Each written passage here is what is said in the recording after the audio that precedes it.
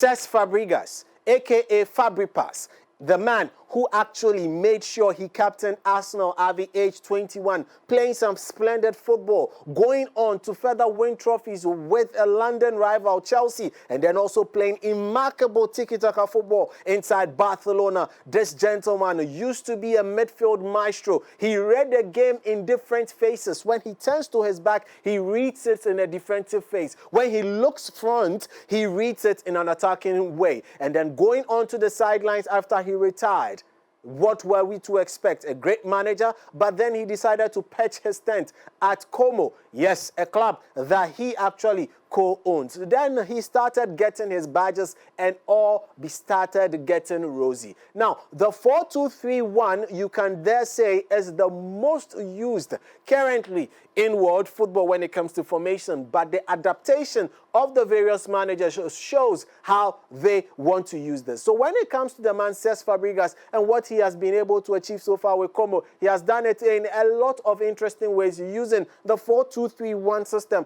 as his primary source or primary go-to when it comes to putting his players in a certain patch on the field. However, in the build-up space or in the build-up phase, that's where it becomes different. He normally, the 4-2, the two pivots, that's where the difference comes in. So the two pivots are here in Dicuña and Peroni. So Dicuña is stepping onto the right-hand side because the build-up is going onto that side of things from Godinga in that manner. Now, where is the right back, you might ask? This is the right back. So Voda has moved forward, allowing Pass. Yes. You know the man.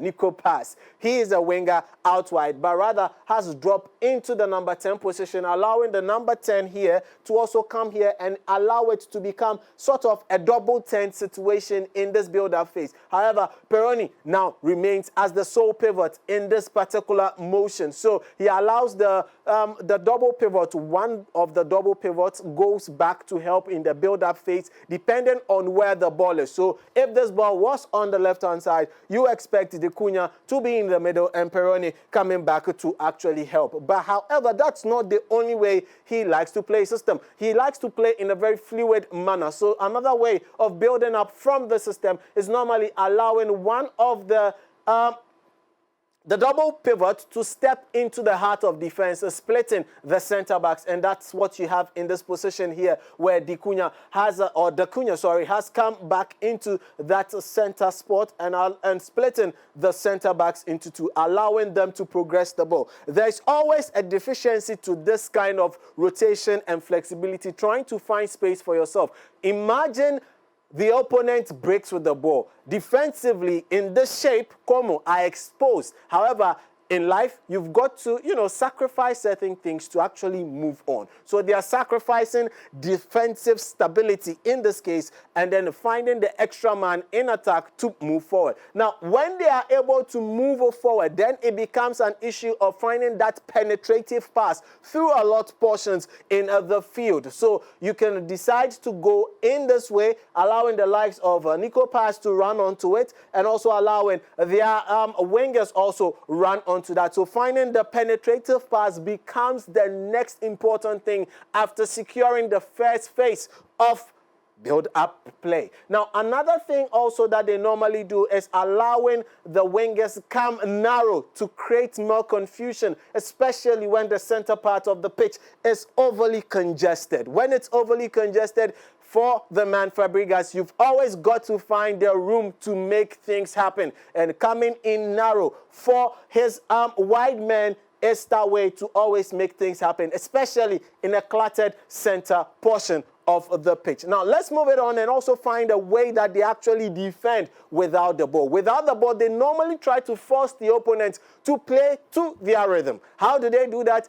By normally clustering over on one side, only allowing the opponent to go long to the other side or even go long to a portion where they are very advantageous. In this case, they also normally find a situation where the number 10 now steps up to join the single striker up front for it to become a 4-4-2 in a defensive transition phase. Now you can see it here with the number 10 dropping into that position, and then also one of the wingers now becoming part of that cluster of 4 in the middle. So here you can simply see that they are jumping on them one-on-one and allowing only the option to be that far man on that side. So if he goes long, by the time the ball flies from this part to get here, he brings it down, controls, then there's another cluster again, constantly pushing the opponent to make mistakes and to be advantageous to them, and that's what you see here. So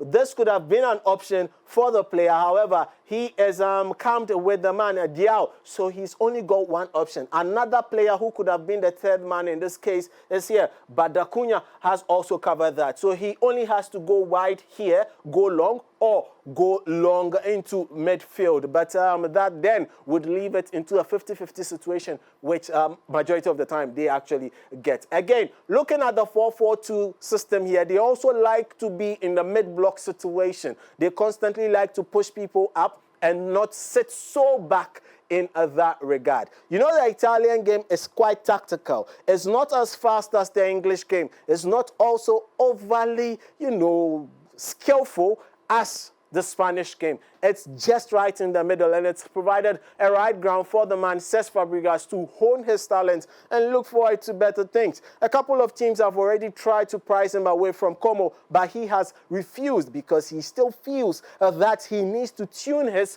principles and his tactics for it to actually work for a multitude of players, having worked with exciting talents, including the man Nico Paz, who might just be going back to his former club, Real Madrid, very, very soon. But actually, there are other players in the system making it work, including one Ghanaian who Ghana maybe might be looking to call up in their last preparatory game, but we'll see what happens in that. So that's the man, yes, Cesc Fàbregas, trying as much as possible to put his name on the coaching pedestal and be counted for the next big thing when it comes to coaching in the world.